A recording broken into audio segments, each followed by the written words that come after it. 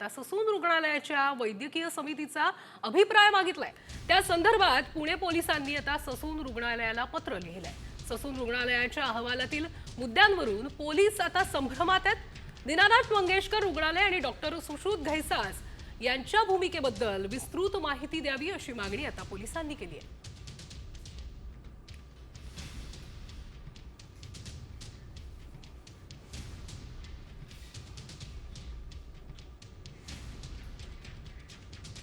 बातमी आता बीड मधील गुंडाराजची। गेल्या काही महिन्यांपासून बीड जिल्हा हा जिल्ह्यातील गुन्हेगारीच्या कृत्यामुळे सतत चर्चेत आहे।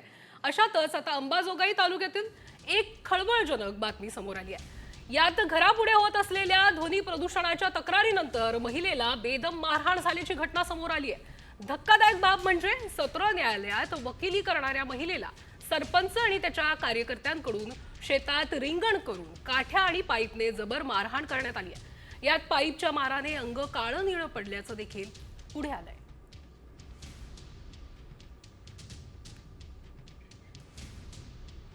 तर पीडित महिलेला अंबाजोगाईच्या शासकीय रुग्णालयात दाखल करण्यात आलंय, पण रुग्णालयात उपचार होत नसल्याचा आरोप आता पीडितेनं केलाय। मारहाण करणाऱ्या महिलेनं सरपंचासह इतर आरोपींवर मकोका लावण्याची मागणी केली आहे। तसंच संरक्षण द्या किंवा आमचं स्थलांतर करा असं देखील म्हटलंय। तर पीडित महिलेची बातचीत केली आहे आमचे प्रतिनिधी संदीप भोसले यांनी। जिल्ह्यात दिवसेंदिवस गुन्हेगारी प्रवृत्तीच्या घटना घडत आहेत। दिवसेंदिवस गुन्हेगारी प्रवृत्तीच्या घटनांना ऊत आलाय। अशातच अंबाजोगाई तालुक्यातल्या सनगाव येथील ॲडव्होकेट ज्ञानेश्वरी अंजन यांना मारहाण झाल्याची घटना समोर आली। त्या सध्या आपल्यासोबत आहेत। मला दिनांक 14 एप्रिल 2025 रोजी सायंकाळी 6 वाजता मी आमच्या शेतात कैऱ्या आणायला गेले होते, तर तेव्हा मला एकटीला गाठून मारले। इतर व्यक्तींना मारहाण झालेली माझ्यासमोर झालेली नाही आणि मला कुणी सोडवायला पण आलेलं नव्हतं। तिथं मला एकटीला गाठून मारलेले। खूप जास्त माझ्या इथपर्यंत असे पूर्ण डाग आहेत, असे पाठीवर लागले, हे हातावर वगैरे लागले माझ्या, हे असं आणि हे इथे इथे आणि पायावर वगैरे लागून इथे माझ्या इथे पण लागलेले। इथे त्याही दिवशी माझ्यावरती प्रॉपर उपचार केले गेलेले नाहीयेत आणि आजही आता आतमध्ये गेलं तर डॉक्टर लोक वाद घालतायत। त्यांचे ह्या दवाखान्याशी चांगले संबंध आहेत तिथल्या लोकांशी, त्याच्यामुळे इथं ट्रीटमेंट नाही। मला त्यांनी म्हणजे आत्ता वाद घालून मला परत पाठवले। मला चक्कर यायली होती, माझ्या डोक्यात खूप दुखतंय म्हणून मी आले होते इथे आणि त्यांनी मला नाही आतमध्ये घेतलं नाही। संदीप भोसले, सामटी न्यूज, अंबाजोगाई, बीड। तर आपण बघतोय या सगळ्या प्रकरणात नेमकं काय झालंय पाहूयात ग्राफिक्सच्या माध्यमातून। बीडमध्ये महिला वकिलाला सरपंचाची मारहाण करण्यात आली आहे। डीजेच्या आवाजाची पीठाच्या गिरणीबाबत तक्रार केल्यानं हे कृत्य करण्यात आलं। सरपंच आणि त्याच्या 10 कार्यकर्त्यांना मारहाण केली आहे। शेतात रिंगण करून काठ्या आणि जेसीबी पाईपनं मारहाण करण्यात आली आहे। बीडच्या अंबाजोगाई तालुक्यातील सेनगाव मधील ही घटना आहे, जिथे बीडमध्ये आता गुंडाराज बघायला मिळतोय।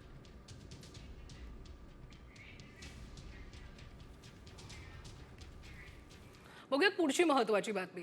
बीड फडणवीसांच्या हातून गेलंय। वकील महिलेला मारहाण प्रकरणी संजय राऊतांनी आता मुख्यमंत्री फडणवीसांवर घणाघात केलाय। तर कायद्याच्या पुढे कुणी नाही, कुणालाही सोडणार नाही असं उत्तर उपमुख्यमंत्री अजित पवारांनी दिलंय।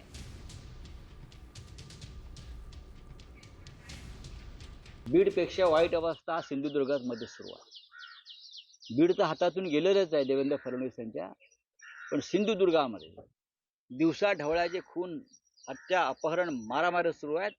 त्याच्यावरती तिथे जाऊन आवाज उठवण्याची वेळ आलेली आहे, एवढंच मी सांगतो। मी त्याच्या संदर्भामध्ये एसपी आणि कलेक्टरला सूचना दिलेल्या आहेत। हे नक्की कुठं झालंय, त्याला कोण जबाबदार आहे, आणि जर ते तिथंच घडलेलं असेल आणि कोणी जबाबदार त्याच्यामध्ये असेल तर कायदा श्रेष्ठ आहे, कुणालाही पाठीशी घालण्याचं कारण नाही, त्यांच्यावर सक्त कारवाई करा अशा सूचना दिलेल्या आहेत।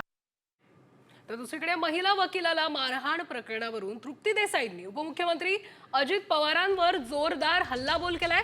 बीडमध्ये अजित पवारांचा दरारा राहिलेला नाही असं तृप्ती देसाईंनी म्हटलंय। आरोपींना अटक करून त्यांच्यावर कठोर कारवाईची मागणीही त्यांनी केली आहे।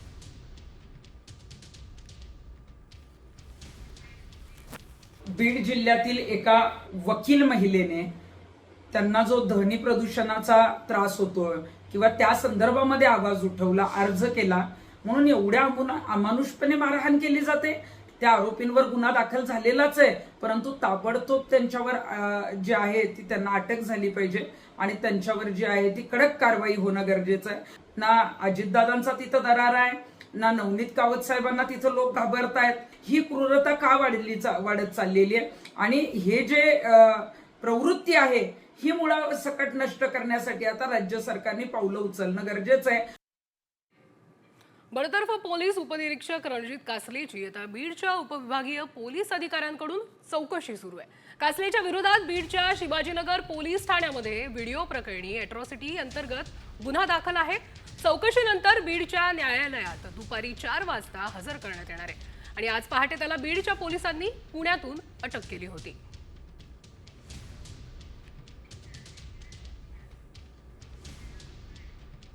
वादग्रस्त पोलीस उपनिरीक्षक रणजित कासलेला आता सेवेतून बडतर्फ करण्यात आलंय. संभाजीनगर पोलीस महानिरीक्षकांनी ही कारवाई केली आहे. व्यापाऱ्यासोबत आर्थिक देवाणघेवाण केल्याप्रकरणी आता त्याला निलंबित केलं होतं.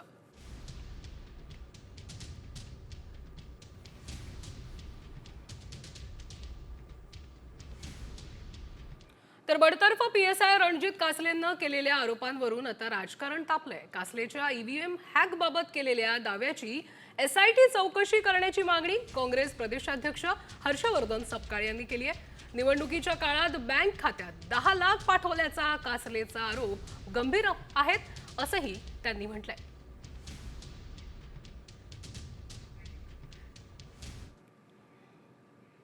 तुम्हाला काय मुंडे वाल्मिक कराडची जी कंपनी आहे संत बाळूमामा कन्स्ट्रक्शन कंपनी अंबाजोगाई, ज्याच्यात महादेव कराड आणि काळे हे पार्टनर आहेत, त्यांच्या कंपनीतून माझ्या पेमेंटच्या अकाउंटला 10 लाख आले, 7.5 परत केलेत. 2.5 लाखामध्ये आता माझा हे बाकीचा उरलेला खर्च चालू आहे. माझ्या खात्यामध्ये 10 लाख रुपये हे टाकण्यात आले की EVM पासून दूर जा. तेव्हा हे प्रकरण सुकृत दर्शनी अत्यंत गंभीर आहे. पैसे का खात्यात टाकले, त्या दिवशी ते EVMच्या सुरक्षेची जबाबदारी त्यांच्यावर होती, त्यांना तिथून हटवण्याकरता त्यांना ही लाच दिल्या गेली का? जी ट्रान्झॅक्शन झालं ते मनी लॉन्ड्रिंगचा प्रकार आहे. ते ट्रान्झॅक्शन झालेली कंपनी कोण, या संदर्भात तात्काळ स्वरूपामध्ये SIT गठीत झाली पाहिजे, याची CBI कडून चौकशी झाली पाहिजे. बातमी अमरावतीमधून. अमरावतीमध्ये किरकोळ वादातून गर्भवतीसह पतीला आता मारहाण केल्याचा धक्कादायक प्रकार समोर आलाय. घर बांधकामाच्या कारणावरून आशा वर्करनं लाकडी काठीनं बेदम मारहाण केली आणि या प्रकरणी पोलिसांनी आशा वर्कर आणि तिच्या पतीला ताब्यात घेतलाय. गर्भवती महिला आणि तिच्या जखमी पतीवर आता ग्रामीण रुग्णालयात उपचार सुरू आहे. यावर पोलिसांनी आरोपींना पोलीस स्टेशनला बोलावून दिले आणि तिथे त्यांना समजपत्र देण्यात आलंय. तो संडास के गड्ढे में 2 महीने से पानी नहीं छोड़ा उनने. कल हमने बेड डाला सर, तो बेड डालने के बाद में उन्होंने पानी छोड़ दिया और हमारा बेड भी खराब हो गया. उनको बोलने को गए तो उन्होंने घर छेड़ के आके मार रहे को मार. नाम क्या है उनका?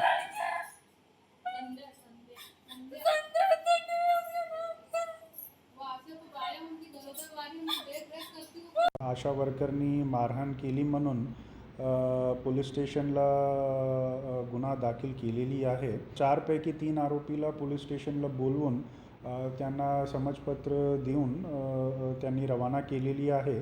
पण इतर 3 आरोपी विरुद्ध जे प्रोसिजरल कारवाई आहे ते पोलीस स्टेशननी केलेली आहे. ती महिलाची जे कंडिशन आहे ते बरं आहे.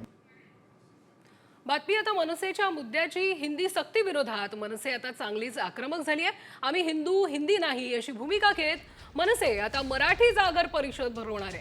राज ठाकरेंच्या उपस्थितीत झालेल्या बैठकीत हा निर्णय घेण्यात आलाय. प्रत्येक विभागामध्ये मराठीचा जागर केला जाईल आणि त्यासाठी साहित्यिकांची मदत घेतली जाईल असं बैठकीत राज ठाकरे यांनी सांगितलंय. तर हिंदी विरोधात राज ठाकरेंची काय स्ट्रॅटेजी आहे पाहूयात. हिंदी सक्ती विरोधात मनसे मराठी जागर परिषद घेणार. हिंदी विरोधात आक्रमक पवित्र्यासह मराठीचा जागर गरजेचा असल्याचं देखील म्हणण्यात आलंय. मनसेकडून प्रत्येक विभागात मराठीचा जागर करण्यात येणार. मराठीच्या जागरासाठी साहित्यिकांची मदत घेतली जाईल.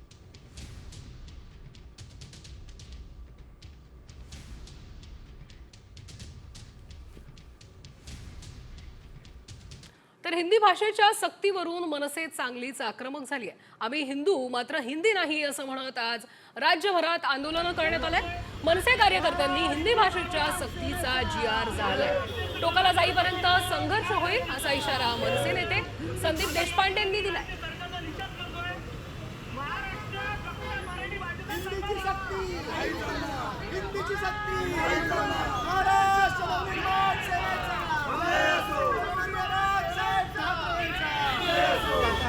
क्या स्टेप होंगे मनसे अगर ये लागू कर दिया जाता है, क्योंकि फैसला लिया जा चुका है आधिकारिक तौर पर, एडमिट शुरू होते ही लागू। हमने बताया है संघर्ष होगा और वो मराठी में बोलता हूँ आपको, टोकाला जाईपर्यंत संघर्ष होईल. तर आपल्याकडच्या शासनकर्त्यांनी राज्यकर्त्यांची राजकीय जी मतभेद आहे ती बाजूला सारून मराठीकडे बघणं खूप आवश्यक आहे असं राज ठाकरे यांनी म्हटलंय. केवळ अभिजात भाषा दिवस साजरा करणं याने मराठी नाही राहणार आहे. मराठी माणसाच्या भवितव्यावरही वरवंटा फिरवून जर प्रगती होणार असेल तर ती नको. आपल्याकडे शिवाजी महाराज शिकवले जात नाहीत अशी खंत देखील आता राज ठाकरे यांनी व्यक्त केली. मराठी माणसाच्या अस्तित्वावरती वरवंटा फिरवून जर समजा प्रगती होणार असेल ना तर ती नको प्रगती आम्हाला. आज जे काय फ्लायओव्हर्स आणि जे काय ब्रिजेस आणि वगैरे होते हे दिसायला छान दिसतंय, पण ह्याच्यातनं जर समजा मराठी माणसाचं अस्तित्व संपणार असेल तर नकोय ते आम्हाला.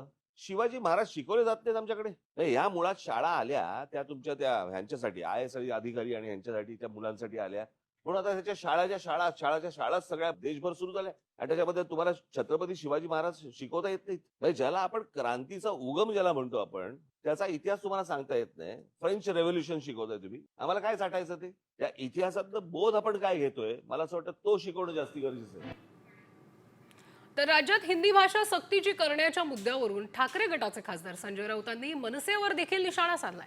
राज ठाकरेंच्या पोस्टची स्क्रिप्ट सागर बंगल्यावर लिहिली गेली का असा सवाल आता राऊतांनी केलाय. तर राऊत म्हणजे पवार साहेबांचं खेळणं असा पलटवार देशपांडेंनी केलाय.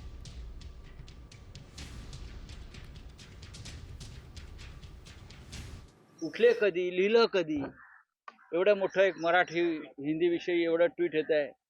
बहुतेक ते कुठल्या तरी बंगल्यावरून, सागर बंगल्यावरून किंवा कुठल्या तरी बंगल्यावरून ट्विट तयार करून आलं होतं. ते कुठून तरी आलं. स्क्रिप्ट वाचू नका. तुम्ही कधी हिंदू झालात, कधी मराठी असता, कधी हिंदू असता, कधी बिंदू असता, कधी सिंधू असता. काय ते ठरवा तुम्ही. हे सुधाकरासारखा एकच प्यालामधलं बोलू नका.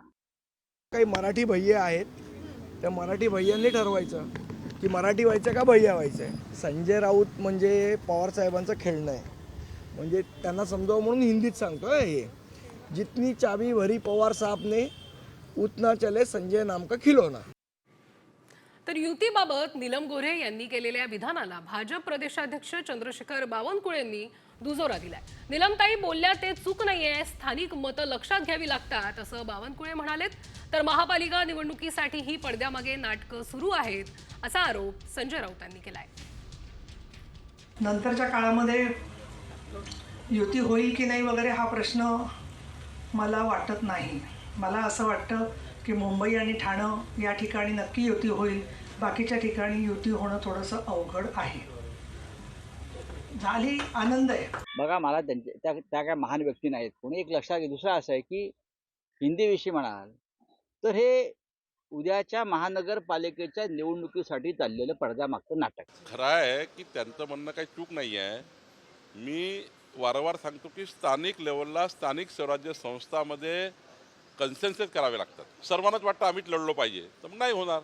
ज्या ठिकाणी तिन्ही आमच्या पक्षाचे अध्यक्ष वाटेल एकत्र आलो पाहिजे आणि एकत्र लढलो पाहिजे त्या ठिकाणी होईल. आमची भावना काय, युती झाली पाहिजे, महायुती झाली पाहिजे, महायुतीचा महापौर असला पाहिजे, महायुतीचा जिल्हा परिषद मेंबर असला पाहिजे. पण ज्या ठिकाणी होत नाही आहे त्या ठिकाणी मात्र मैत्रीपूर्ण लढती होतील. बघूयात पुढची बातमी. सातत्यानं वादग्रस्त विधानं करून चर्चेत राहणारे कृषी मंत्री माणिकराव कोकाटेंना आता मुख्यमंत्र्यांनी चाप लावण्यास सुरुवात केली आहे. कृषी विभागातील बदल्यांचे कोकाटेंचे अधिकार फडणवीसांनी स्वतःकडे घेतलेत. त्यामुळे माजी मंत्री धनंजय मुंडे यांच्यानंतर राष्ट्रवादी काँग्रेसचे मंत्री माणिकराव कोकाटे यांचे पंख कापण्यास मुख्यमंत्र्यांनी सुरुवात केल्याची चर्चा आता राजकीय वर्तुळात सुरू आहे.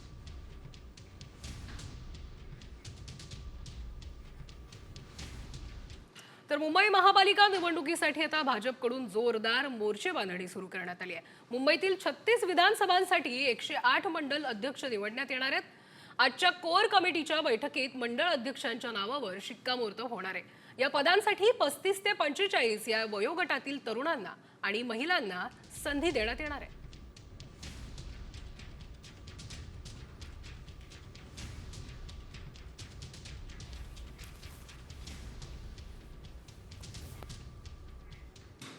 बातमी नागपूरमधनं. नागपूरच्या शिक्षण विभागातील घोटाळ्या प्रकरणी आता नवा खुलासा समोर आलाय.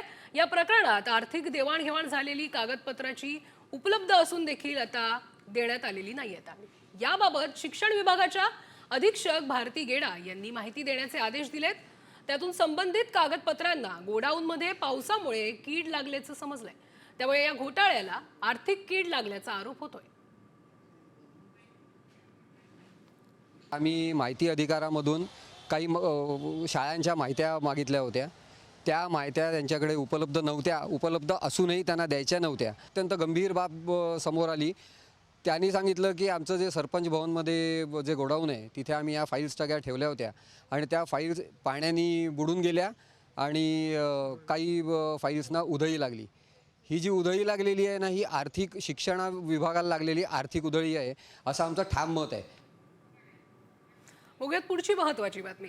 स्वारगेट डेपो अत्याचार प्रकरणामध्ये 893 पानांचं आरोपपत्र आता दाखल करण्यात आलंय. गुन्हा घडल्यानंतर 52 दिवसात आरोपपत्र दाखल करण्यात आलंय. गुगल हिस्ट्रीतून आरोपी दत्ता गाडे वारंवार पॉर्न व्हिडिओ पाहत असायचा अशी माहिती देखील समोर आली आहे. आणि या आरोपपत्रामध्ये पोलिसांनी दत्ता गाडे विरोधात भक्कम पुरावे सादर केलेत. तर घटनास्थळावर सापडलेले केस आणि शर्टाचं बटन आरोपीचंच असल्याचं समोर आलंय.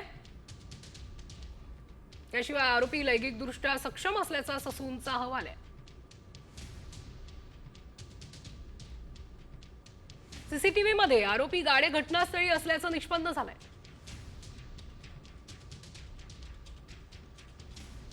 गुगल हिस्ट्रीत आरोपी कायम पॉर्न पाहत असल्याचं उघड झालंय.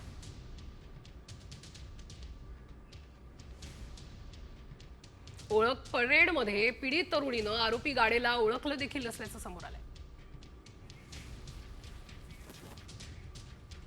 एसीचा वापर तुम्ही सतत करत असाल तर वेळीच सावध व्हा, कारण एसी तुम्हाला आजारी पाडतोय. होय, हे खरं असल्याचा दावा आता करण्यात आलाय. कारण हा व्हिडिओ आणि मेसेज व्हायरल होत असल्यानं आम्ही याची पडताळणी केली आणि त्यावेळी काय सत्य समोर आलंय पाहूया.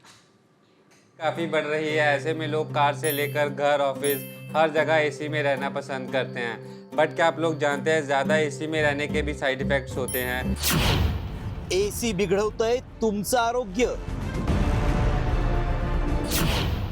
एसीची गारेगार हवा पाडेल आजारी. व्हायरल मेसेज मागचं सत्य काय? तुमच्या घरात, ऑफिसमध्ये एसी असेल तर वेळीच सावध व्हा, कारण तुम्हाला एसीची गारेगार हवा आजारी पाडू शकते. हे आम्ही का म्हणतोय हेच आता आम्ही सांगणार आहोत. कारण सतत एसीचा वापर केल्यामुळे अनेक गंभीर आजार होतात असा दावा करण्यात आलाय.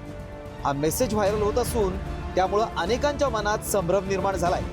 याची सत्यता जाणून घेण्याआधी मेसेजमध्ये नेमका काय दावा केलाय पाहूया. एसीचा तुम्ही जास्त वापर करत असाल तर त्वचा, केस, नाक आणि घशात कोरडेपणा वाढू शकतो. यामुळे नाक, तोंड, फुफ्फुस आणि आतड्यांचे गंभीर आजार होऊ शकतात. हा मेसेज व्हायरल होत असून हा दावा गंभीर आहे. कारण आता बऱ्याच लोकांच्या घरी एसी आहे आणि गरमी वाढत असल्यामुळं एसीचा वापर आणखीनच केला जातोय. ऑफिस, दुकान, मॉल्स, गाडी, विमान, रेल्वे हल्ली सगळीकडेच एसीचा वापर केला जातो. त्यामुळे या दाव्याची सत्यता सांगणं अत्यंत गरजेचं आहे. कारण एसी शिवाय हल्ली मुलंही राहत नाहीत, चिडचिडेपणा करतात.